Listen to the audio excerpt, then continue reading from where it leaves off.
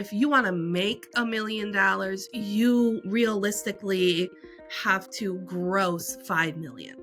And I think that's something that people don't understand. Like, you ain't, this is a whole nother subject, but like, people think that since you grossed $1 million, you made $1 million. No, this is the perfect subject. Talk about it. Preach to them. And people do not understand. Oh, I made, my business made $1 million. And I'm like, no, because you had to invest in a branding photo shoot that you argued with me about for 3 weeks, and it was only $750, and you want to cry about it. And then you argued with me about updating your website and your SEO. You want to argue with me about everything because you're more worried about paying yourself than you are about scaling your business. What's going on, everybody, and welcome to Legacy's Journey, where we talk about creating what outlives you. I'm your host, Cameron Williams, owner of Kinley Consulting, where we focus on strategic financial growth for marketing agencies so that they can live the dream life they deserve and not be a slave to their business. And of course, we do that through CFO and consulting services. Now, this is season 2. This is all about the road to $1 million agency.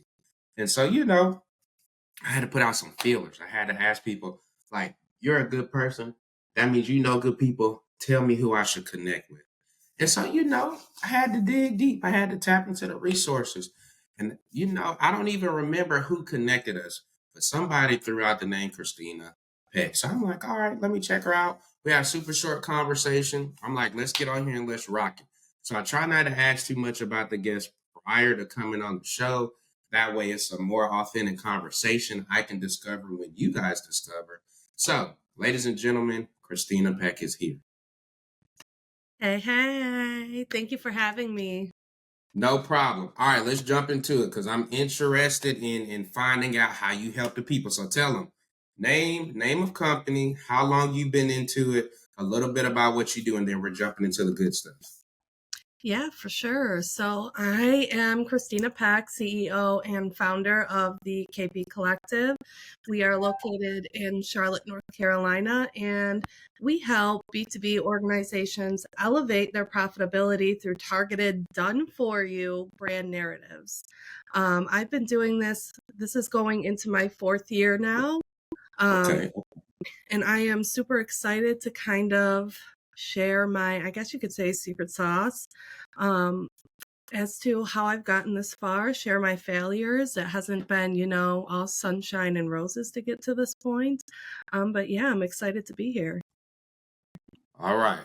So now notice she said 4 years. She's talking about branding. So that's excellent. So let's talk about it. So 4 years, ironically, the digital landscape has changed a lot. It's not like, oh, we've been doing the same thing. Like, no, I think that would include what COVID has happened since then. So how things were prior to COVID is a lot different now. A lot of companies jumped online, tried to improve their branding. So let's jump into that. Now, the type of clients you work with, tell us about, in general, who they look like, and then we'll go into why I'm asking that. Yeah. So I work with primarily women-owned businesses. They are the type of women who just have too much on their plate. It's not that they're not smart enough to do their own marketing or put their own branding together. They're just too busy. They're doing everything else. They've got their zone of genius put together, and they come to me and they're like, you know what? I don't have enough hours in the day. I cannot be Superwoman. I can't do this anymore. And that's where we come in, because we are done for you. So we want you to focus on your zone of genius, and you go to that spa trip that you've been talking about since 2021. And we're going to take over all of your marketing, all of your branding, so then you can really just focus on what you're good at and what you were put on this earth to do. Okay, so let's go there. Now, one of the things, because we've seen this right, where some people say, hey, like, I'm women only focused. Mm-hmm. So from a branding perspective, I'm sure you know this, like saying, excuse me, whoa, saying that I only work with women, you have to know that, okay, if I do that, then that may shrink the amount of income I can make because, okay, I'm not working with guys and girls. So from a branding perspective, tell us about why is it important to be that specific in who your ICA is? Yeah, it definitely does shrink, the amount of money that's coming in, but you have to work with people that you resonate with or people that you click with, people that you feel like you are in with for the long haul. Like, don't work with people just for the money. And I feel like Okay. that's what a lot of people do. They just see dollar signs, and that's why they're afraid to really shrink down their market. I work with women because that's who I feel like I click with. That's who I feel like I can offer my best self to. That's not saying, that I hate men or anything like that, because if I did, I wouldn't be sitting here right now. Right. um, but it's really important to find out who you and your services are best aligned for. Otherwise, the work and the deliverables, you and I are both having issues today talking. Yeah, it's nasty, It nasty. is something. Um, Mm-mm. Otherwise, your deliverables are going to suffer. Your clients aren't going to be happy. And it's just going to be a vicious cycle. So don't be afraid to really close in on a niche or a circle, whether it's women, whether it's men, whether it's minorities, whatever that might be, or whatever it might look like for you. Really hone in on it. There's no shame in it. And don't think about the money. You aren't losing money, you are gaining money. Think of it in that aspect. You're going to gain money because the deliverables that you put out are going to be the bomb.com. Okay, now let's go right there because we're gonna talk about the money.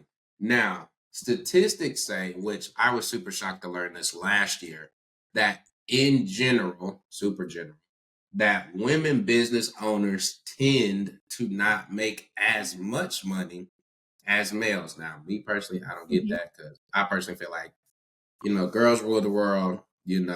I had a mom, my grandparents, I love them. Of course, I'm married, got two girls. I don't get how this works, but the statistics say that in general, women tend to not make as much. So, in knowing that, how do we still lock into a niche where we know it may not be as profitable? Because that's a universal thing. Like some people may say, oh, I want to work with churches. Well, we know that churches don't have the biggest budgets.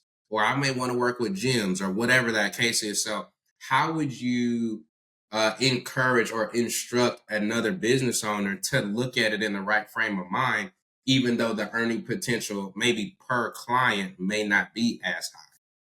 That's a great question. And I think it has a lot to do with us changing the narrative. Um, and that started with me. I never thought of women making less money. And I think, I came from a household where my mom was the breadwinner. Like, not saying that, my dad didn't work and he didn't make money, but my mom has an MBA. She has her master's. She made a six-figure salary. She was never, ever, ever intimidated by anybody that she ever came across. She's just a very strong willed woman. And she always told me, when you walk into a room, you stand tall, you speak loud, and you let people know that you are in the room. And I kind of carried that into my business. And I think as a Shout out to business, moms. right? And I think as a business owner, that has to be your job to carry into your clients. Yeah, sure, the statistics might say one thing, but now it's our job to change that narrative. And I tell my clients the same thing.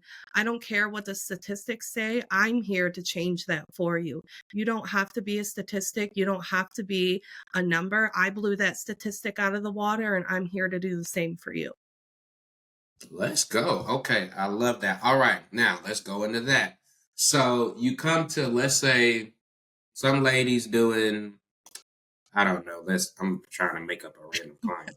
Let's just say they are a lady company, they are doing coaching. Mm-hmm. Okay. And I just hit my first $150,000 last year, but girl, it was a struggle. I heard, you and the collective, y'all killing it over there. I need you to do whatever you doing for me. Now, they're coming to you saying that. What is your plan of attack? Because again, like you said, okay, I'm women focused. I know how to amplify a female voice, make it stronger, more powerful, more bold. So your plan of attack going in, when they're coming to you asking for help is what? So what we do, we have an innovative 4-phase process. So anybody that comes to the agency, you sit down with me one-on-one and we do a 3-hour deep dive into your brand. So I am all up in your business. I want to see what you've been doing, what you haven't been doing. And we put together what we call a marketing playbook. So that outlines all the recommendations that we have for you. We call you out on everything that you haven't been doing. We put together a full content strategy for you. We put together your buyer persona, who you should be talking to, how you should be talking nice to them. We put together your content pillars, literally a step-by-step roadmap, whole marketing strategy, your brand tone, your brand mission, your brand voice, and we wrap it all up. And then you get the choice. Okay, are you going to run with this? Are you going to implement it yourself? Are you a doer? Are you going to do this yourself? Or are you going to say, hey, I need to go into phase 2 because, look, I got a vacation plan. Let's be honest, KP, I ain't going to do this myself. And that's what most of our clients say. Like, this ain't me, this ain't my thing. And then you can go on retainer with us at the collective. Phase 3 and 4 is about getting onboarded. We celebrate you. We pop some bubbly, that kind of thing. And then we take over for you. Okay, let's stay right there. Now, you said that amplifying your brand voice. Now, how, because in terms of finance, right? Mm-hmm. You're taking this piece of clay and you're molding it into something greater. How have you seen, on average, your work amplify the brand voices and turn it into money? Is this just one of those, and I'm going somewhere with this because I know everybody doesn't know, so I'm trying to be fair. Have you found, or let me ask it this way, what are the statistics on average when somebody comes and work with the collective? Your brand getting amplified the right way can look like an increase of, on average, fill in the blank money. And how do they then turn around and use that to continue to grow? Yeah, so on average, our brands see a 34% increase in revenue, which some people will look at me and say, well, I want 100% increase. I want 50% increase. But if you look at 34% on $150,000, that is a huge amount of money. And Let we me see. also look at time. We tell people you save an average between 10 to 15 hours a week when you hand over your marketing to us. 10 to 15 hours a week. So now let's say you're charging an average of $150 an hour. I'm no math whiz, so if you want to write this down, pull up your calculator. That's I how got many you. hours a month? So 3,000. 150 times 15, 2,250 And then times 4, times 4, 9,000. that's $9,000 a month worth of time that you are saving yourself by having somebody else do the marketing for you. And that's if your hourly rate's only $150 an hour.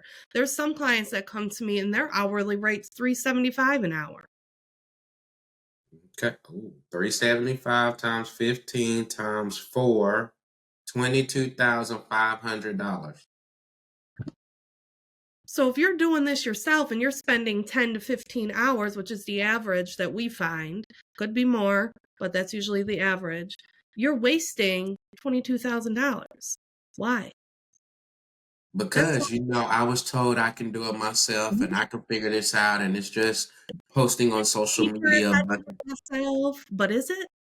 Because $22,000 sounds a lot like a 7-day vacation to me, rather than you suffering and trying to do this yourself when you're not really doing it yourself because you forget to post on social media. You're too busy to post on social media. You don't know what to do. You don't know how to put a social media strategy together. You don't even know what marketing is. You don't know what your brand voice is. So really, you're just running in circles all week long and you're not getting nothing accomplished. Make it make sense.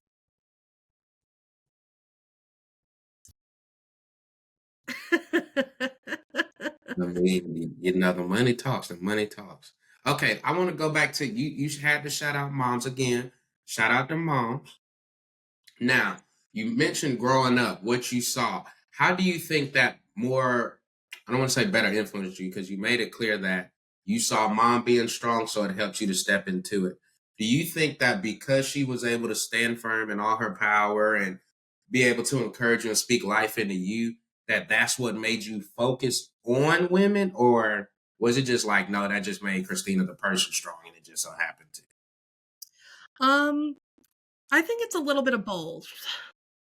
I think it definitely helped pave the path for me. Um, but I still think I made a conscious decision to say, hey, I really enjoy working with women. I want to help other women um, find their voice in a sense and, pave their own way and, be strong enough to hit that $1 million and kind of break that curse or break that statistic. Ooh, okay, wait. I didn't know your goal was to help them to get to $1 million. This is your goal? Isn't that everybody's goal? Hello? No, Why do you only wanna make, like, $1,200 a month? I Hello? can answer this question. Okay, the reason why is because I've learned, because we just talked about this on the podcast last week, where people, in theory, yes. And this is why we always like to ask about like that childhood link with money and how you perceive it. Because we've learned, I think, was it that we were talking about it, that yes, everybody wants to make $1 million, but they don't realize the amount of work that it takes to do it. Mhm. And they don't understand, like, if I make 1 million, I may have to spend 750. And the thought of having to spend $750,000 for people It's a is month. a lot. It can be overwhelming, especially if you didn't grow up around a lot of money or you're not in the right circles. So in your case, hey, I'm trying to amplify you from 100, 150, 200 to a 5x number to get into 1 million. What are some of the maybe mindset challenges around finances and money that you've seen in helping those clients? Because I know that you're telling them, hey, you're going to have to invest in this new website or this new photo shoot or a new wardrobe, or we got to completely redo the SEO or whatever. So go into that for us, because I'm sure what you see from your perspective in marketing is probably a lot different than what we see on the CFO side. Yeah, yeah. To start with, I'm always out upfront with people. I tell people, look, I'm from New York. I tell it like it is. If you don't like it, I'm sorry, go to somebody else.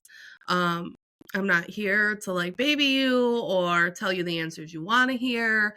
Um, some people tell me I'm a little harsh, but I will tell you, like, look, you want to make $1 million. If you want to make $1 million, you realistically have to gross 5 million. And I think that's something that people don't understand. Like, Mm. you ain't, this is a whole nother subject, but like, people think that since you grossed $1 million, you made $1 million. Now, this is the perfect subject. Talk about it. Preach to them. And I just, people do not understand. Oh, I made, my business made $1 million, and I'm like, no, because you had to invest in a branding photo shoot that you argued with me about for 3 weeks, and it was only $750, and you want to cry about it. And then you argued with me about updating your website and your SEO. You want to argue with me about everything because you're more worried about paying yourself than you are about scaling your business.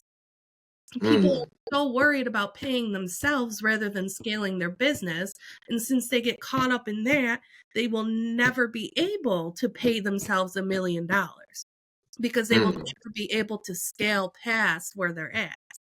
So that's why people always get caught up in this tiny little bubble and they aren't able to expand into this, multi-million-dollar business that they envision. It's not because of any um lack of knowledge or they aren't good enough or they're stuck in this generational curse or anything like that. It's literally just their mindset. You have to spend money to make money. Facts. Do you think I like throwing money out the window? Do you think, I like to pay my CFO, my COO, and all of my employees and all of my, systems that I have to pay for? Nobody likes spending money. But I know that I have to invest into my business in order to make it grow. Is my salary where I want it to be? Hell no. But I understand in order for my business to become that multi-million dollar agency that I aspire it to be, I need to keep investing more and more and more money. And I think that's where the money mind block comes. So when people are working with me, it is a constant battle. I'm like, okay, let's take it a step back here. Let's work on that. Let's work on that thought process here. I'm like, if you want to really grow to that point, here's why I need you to invest in that branding photo shoot. Or, here's why we need to change your retainer. Or here's why you need to update that website. And a lot of times, if I give them a visual roadmap or we really break down the money aspect for them, it kind of Mhm. helps remove that block. And they're like, oh, okay. So it's a constant, like, positive reinforcement. A lot of people just have this block in their head. They get really scared to spend this money because we're afraid to run out of money, which is a natural thing, especially in today's world with how damn expensive everything is. It's this constant fear of running out of money. And so it's always a reinforcement of it's going to be okay. Here's our plan. Constantly writing things down, talking things out, and understanding where they're coming from. And that's where I come in. We're going to do this. You're good enough to do this. You're amazing. Here's how we're going to get through it. And here's our end game. Okay, you said a lot right there. Okay, you talked about mindset. I want to go here. If this is too touchy, you tell me like, skip it. Now, in working with women, of Hmm. course, I'm sure there's even subcategories of that, like as it is with any niche. Like we work with agencies, there's SEO, PPC, website, Hmm. etc. Have you seen a difference in mindset between, let's say, minorities, right? So Hispanic ladies, African Americans versus the white community, because some people will argue that it's even harder. And I mean, you're a lady, so you can speak on it more than I can, but Hmm. that it's even harder if you're a minority because of those different things that they may have had to go through versus on average, or at least stereotypically, for the white counterpart, hey, if you had two-parent household, that's a certain advantage. If you grew up with money, that's a certain advantage. Whereas if Cameron was raised by a single mom, well, not Cameron, Hmm. let me use my wife.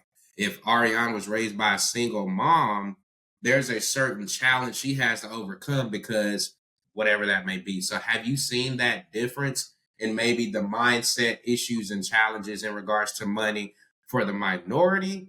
Or does this not exist and we're just making it up? No, absolutely. There's definitely different stories that go behind every woman. And what I tell them is you hold the pen right now. So we're going to rewrite your story. You are in control right now. It doesn't matter what happened, 10, 15, 20, 30 years ago. You are in control now. If you were raised in a single parent home, or, maybe you were, less privileged when you were growing up, none of that matters now. We need to take that out of your head because we're going to rewrite this whole ending of your story. You are going to, if you have children now, it's going to be a two-parent home if that's what you want. You are going to have money flowing endlessly if that's what you want. So I try and tell people not to fixate themselves on the negative or on the past, and we focus on the positive and on the future. So, see, you having to get into some psychology, some money minds. It's not just branding only. Let's redo websites and marketing and pictures and your wardrobe. It's We gotta address all of it because I may need to ask you, for 10 grand to redo this website so it can really be on point. Right. And a lot of this stuff, like if you're not in your right mindset, that reflects in your marketing and in your branding. If Whoa, you're wait, not whoa, confident, hold up. If you're not in the right mind, I've never heard this one. If you're not in the right mindset, that can affect how your branding comes across. Break it down for us. yeah. So if, you're not confident in yourself, people can pick that up in your branding and in your marketing. If you're not sure if something should be priced at, let's say you're a coach and your coaching package is $10,000, then your audience ain't sure it should be priced at $10,000 either. If you're going through, some stuff, some personal stuff, and you're kind of wishy-washy, and that aura radiates through your posts, through your marketing. A lot of people don't realize it, but your audience can pick up on your emotions. So when you're unsure, or if you're not confident, or if you're upset, or if you're this way and then this way and then up and then down, we can feel that. So we need to dig down deep and figure all of this out that's going on up here before you start talking to your audience. Because if you start spilling out the mouth and it don't make no sense, nothing good is going to happen. You could have, the best offers, the best intentions behind it, but if you have some healing to do in here,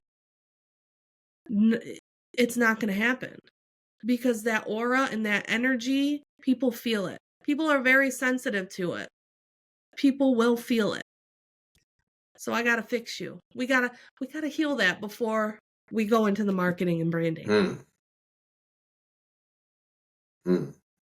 See, I told y'all it's deeper. Mm-hmm. Like It's deep, I deep think it's shit. funny that you say that because it's like people don't understand. They just think, oh, well, I just hire you and I make my money. I just pay for this course and I start making money. And to your point, no, we have to undo some bad habits and some bad thought patterns. Because I remember even in talking to a client, they were like, "Can I?" I think it was hiring somebody, and I'm like, "Yeah, why don't you think you can?" Well, that's going to be expensive. I'm like, "You got $40,000 or $50,000 in the bank." I'm like, "This isn't 2 years ago when you first started with me, and you only had like 3K. You got like 41,000 right now. So yes, you can." And he was like, "That's a great point. I guess I just been just so focused on work, and I never really thought like, oh, I actually have evolved past that." So that is so key. That what you said. Shout out to moms. Moms did some great work here. Okay, we're gonna shout out. I know, didn't she? Love you, Mom. Okay, let's keep it rolling. So now you mentioned earlier that you have your own internal team. So how big have you grown Mm-hmm. your team? Like, what's the size of it currently? Because We are up to 11 right okay, now. so you got 11 people. So how are you finding that as you continue to grow your own company? Are you having problems with scaling, or what are kind of those things like as you're on your road to the $1 million mark?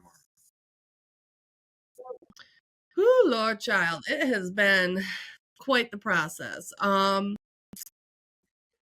It's definitely not easy growing your own team. You don't know what you don't know, is what I'm gonna say.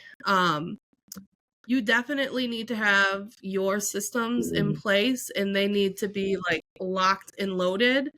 Um, which is why I have my COO, God bless her, because if I didn't have her, this whole ship would fall apart.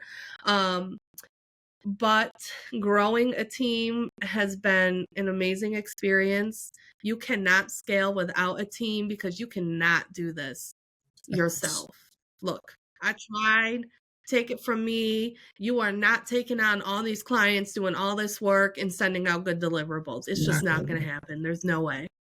It's not. The client work is going to suffer. Your clients are going to be can I swear on here? Your clients are going to be mad with you. They're not going to, it's just not going to work. You have to have a plan in place to grow a team, which circles back into you got to spend Gotta money. spend it. You got to spend, there's no way around this. Whether you're investing in branding, photos, a website, or a team, you have to.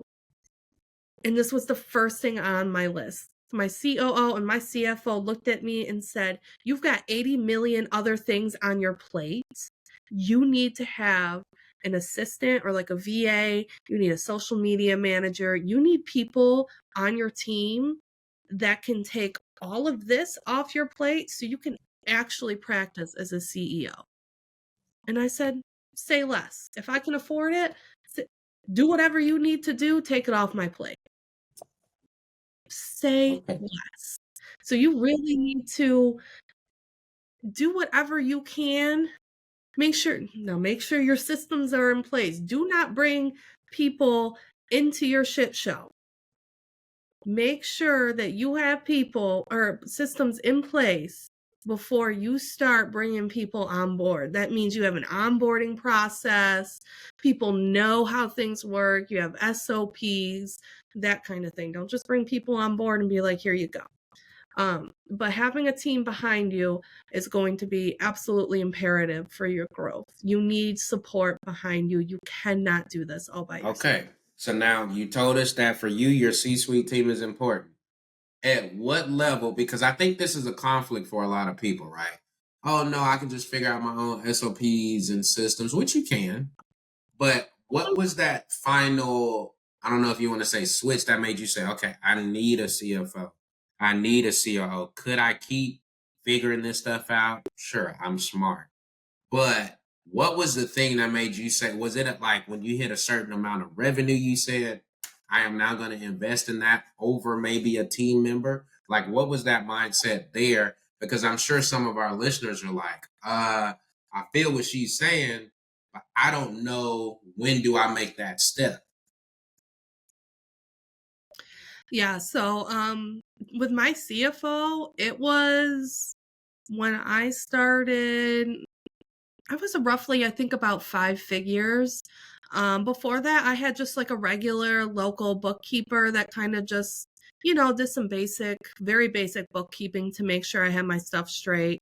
But when I realized I really needed help, like I didn't know where, you know, what percentage I should be keeping if I wanted to hire people, like if I should open other bank accounts, where I should be investing. Like when I started having questions like that, I was like, this is not my, zone of genius. Like when it comes to money and like all I know is that I love to spend money. That's it, period.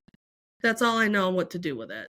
That's when I decided to go get a CFO because I know that she will take me to where I need to be money wise. She will be able to tell me, she or he will be able to tell me what money needs to go in what account, who I can afford to hire, where my money needs to be invested.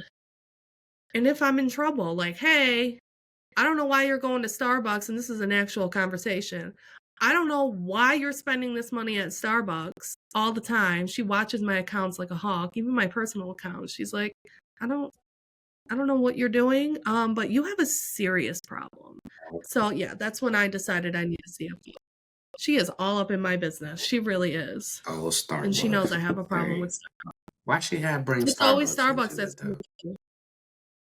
I know. I said Starbucks ain't did nothing No, to you. Starbucks didn't do nothing to you. Nothing. Okay, now let's go here. So this same CFO, so it sounds like you got a good one, somebody who's actively invested in you. What are some of the cool things that they may be suggesting, or maybe one cool strategy that they gave you that you were like, man, that really helped me to understand and do fill in the blank? Oh, there's so many. My favorites.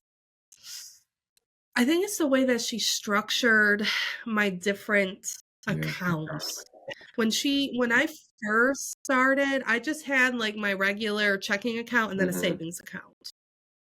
Right now, I have an account for my employees/contractors. I have my regular checkings account. I have an account with my, the money that I pay myself.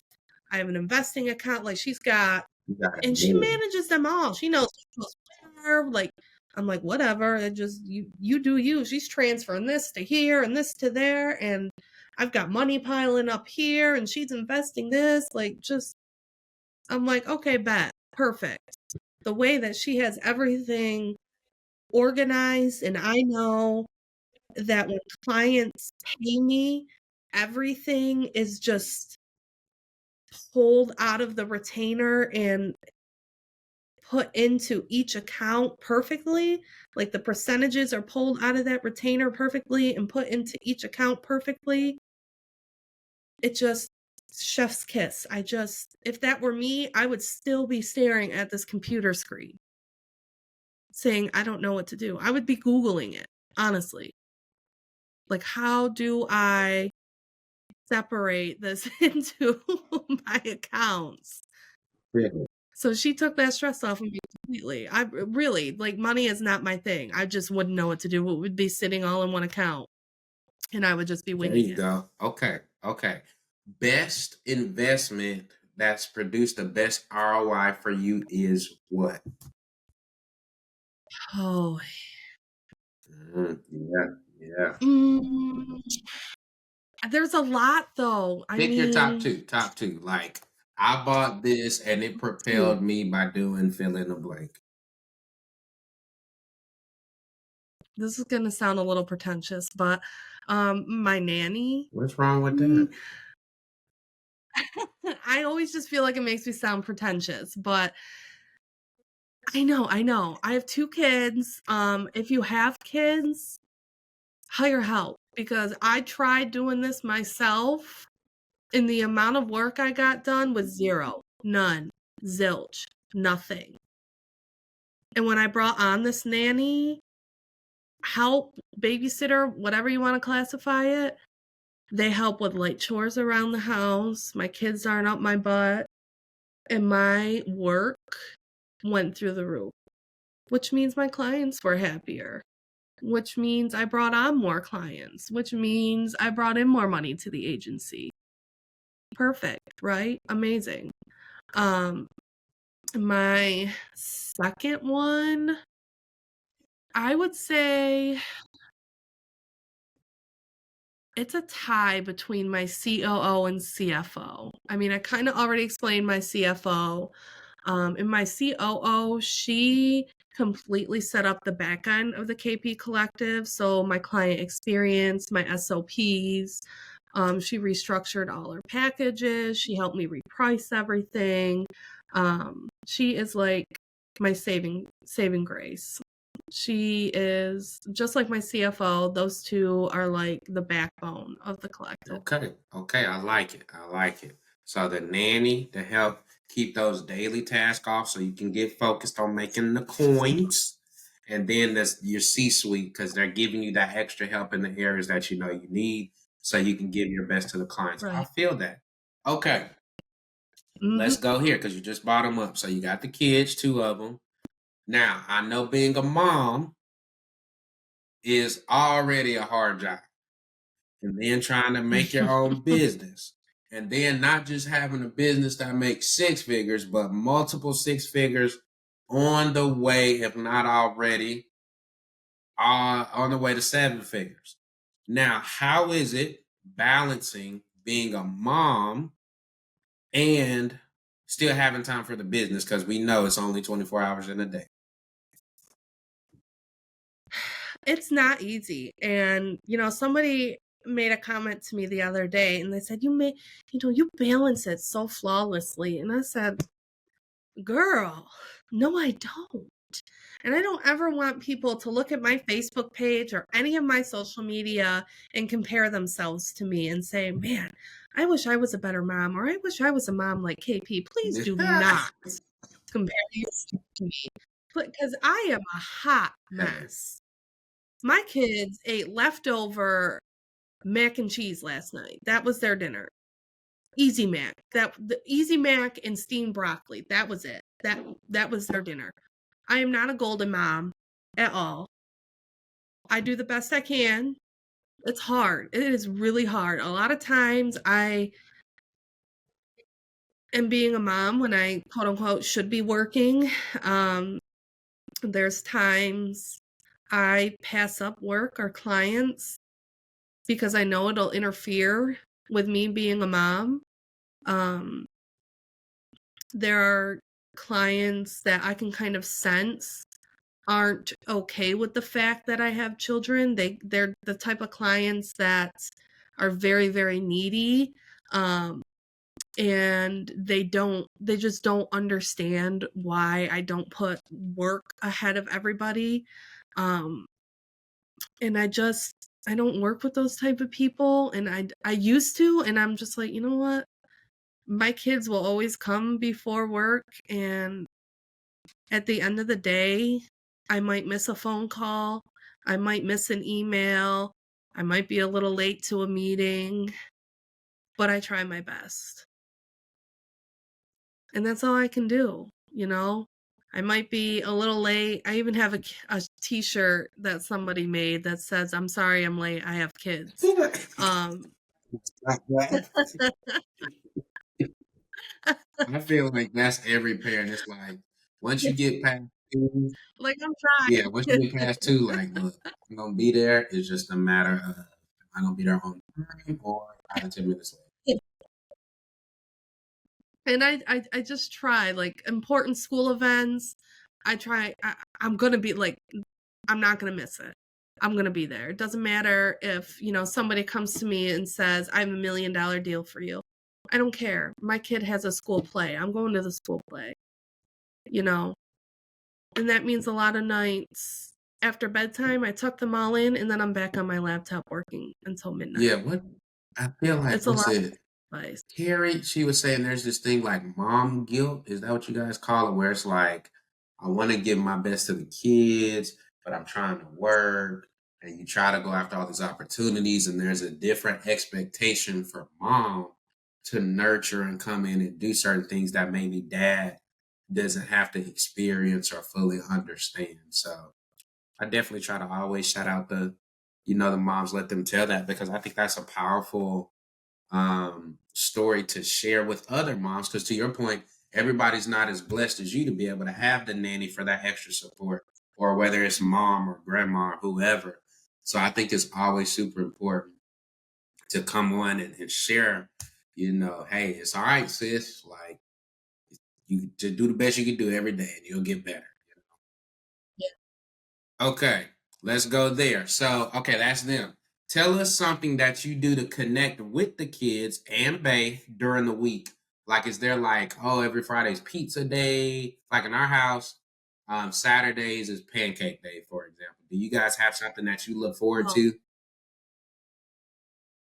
So we're Italian, so Sunday is Sunday dinner. So it's spaghetti sauce or like Okay, lasagna. okay. And my son loves to be in the kitchen, so he's helping me like roll meatballs or he's dumping the spaghetti into the water. Um, Kind of think of The Sopranos. It's very loud in the house. Um, especially, if I'm at my parents' house and my parents are at my house and we're all cooking and we're drinking wine and having fun. Um, we make homemade Italian bread. Like it's just, a Sunday traditional Italian dinner, and my kids love it. It's something that I grew up with. He has his own little Spider-Man apron that my mother-in-law Crazy. made him, and it's just about messy in the kitchen, and I don't work. We cook after church. That's the other thing we do on Sunday. We go to church, whether the kids like it or not. Um, and we come home, make Sunday dinner, and it's just a day for us to spend time There you together. go. Okay, now what about Bay? Because I know I have learned Bay got to get their time, and that is not the same as family time. So, how are you guys staying No, it's connected, keeping that love fire going so that way it's not just, yeah, we're super successful making all this money, but the marriage is in the shambles? It's hard. It really is hard, and I feel like it's even more hard because he travels a lot for work. So my schedule is over here, his schedule is over here, plus we got the kids Yeah. in the middle. So our time is usually after the kids go to bed.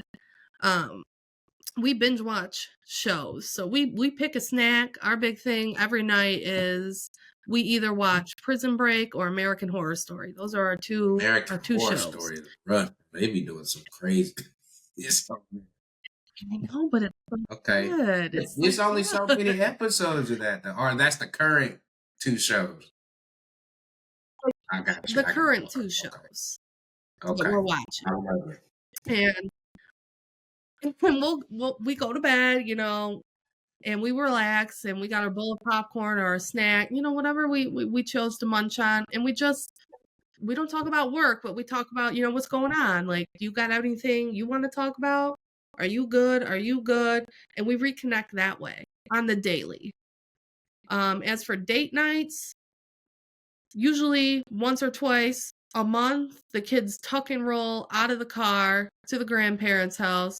We don't even stop at the driveway. We're like, all right, kids, you ready? Unbuckle, tuck and roll, shoo them into. No, I'm just kidding. We usually we usually drop them off once or twice a week to my parents' house. My parents don't live far from us, like 5 minutes literally.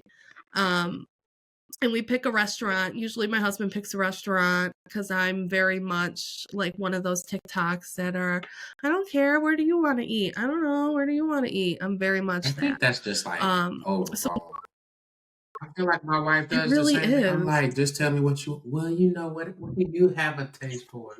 I'm like, well, I'm open. Well, I'm open too. Okay, well, you want to do like soul food? No, I don't want that. What? You just Right. so Right. it is very much me. And we'll do like dinner and a movie or something like that. But on the daily, we really try to connect at night. Night is our time when the kids are asleep and we're not constantly being interrupted. Okay. Okay. I feel it. Same here. All right. Now let's go rapid fire. This is more the reflective part. Now, if you could go back in time, knowing everything you know as of today, you got like 5 minutes, but you only got 5 minutes. You really got like 4 minutes and 30 seconds because you're observant and you're in shock that you can go back in time. What would you tell your high school self and college self knowing everything you know now? I would tell myself that the girls are being mean to you, amount to nothing, don't listen to them. Be yourself, be confident in yourself. College was a waste of time, don't spend your money. Um and don't look at me like that. That's a whole nother topic of discussion. Um things will work out for the better. You're smarter than you think you are. Don't be afraid of change. Change is good. Step outside of the box. Your purpose is greater than you could ever imagine. Gosh, there's like so much because I turned out to be something completely opposite than I thought I That's a would. good thing, right? It is. High school was not the greatest days of your life, no matter what people tell you. It just was. That saying is just not true. Um, I mean, that's hmm. fine. That was a lot of good stuff right there. But see, now I Oh, want to that was go a lot back of good though. stuff. College. I gotta go there real quick. So, would you say being in marketing and knowing all the tips, tricks you learned, all the strategies, do you think that college for this new up and coming entrepreneur will even be worth it if they're going to be in the marketing space? Um, I'm not going to downplay a college degree. If you can do it and you can afford to go to college, do it. I think it's amazing. I didn't go to college because I couldn't afford it. I have a vocational nursing degree, so I practice as a licensed practical nurse back home in New York. Um, I landed in marketing by happenstance when I left nursing during COVID. But I had too many student loans to even think about going back to college for marketing. I couldn't afford it. So I took it upon myself to learn about marketing. I read a lot of books. People are probably going to fall out of their chairs, but I watched a lot of YouTube videos. I took a lot of courses. I took some courses through the University of Illinois. I took some through Cornell, like certificate courses. So I did a lot of the learning myself. So I don't have a college degree. I don't think you need a college degree. You need the discipline and drive. You don't necessarily need a fancy college degree just to live out your passion, purpose in your I dream. like it because you still invested in learning. It just wasn't the traditional route, but you still took it serious. I love it. Okay, back to rapid fire. Sorry, we got distracted because I thought that was so good. How has your definition of success changed from like when you first started versus now? Success, I initially thought, was having a bunch of money in the bank, designer bags, designer clothes, expensive And she got cars. some sauce, y'all. I don't know if y'all seen her pictures, but now she got the drip. Now she got the curls be on point. She be having the blazers that match the glasses. Like she don't play with the drips. I just want to throw that out there for people who don't know. Keep going. um, Now to me, success looks like my kids going to the best schools, in the state. I have a nanny that can help me. I have an amazing team behind me. Um, I get regular hair appointments now to help my curls. I'm not stressed about my time as much anymore. I have, like I said, help behind me. Um, I'm able to help my parents whenever they need help. My mom, has had some health issues recently, and I'm able to be there and help her whenever she needs it. We're able to fly home to my in laws as often as we need to. I just have more freedom. Success to me now is just freedom. I don't care about designer this, designer that, or driving fancy, luxury, expensive cars. I drive a new Jeep Grand Cherokee. It's not fancy, it's not luxury. I don't give a damn about luxury. I want practical, I want freedom, and I just want to be me. I feel it. Okay. What has being a business owner taught you about who Kristina the person is? One, I am impulsive as hell.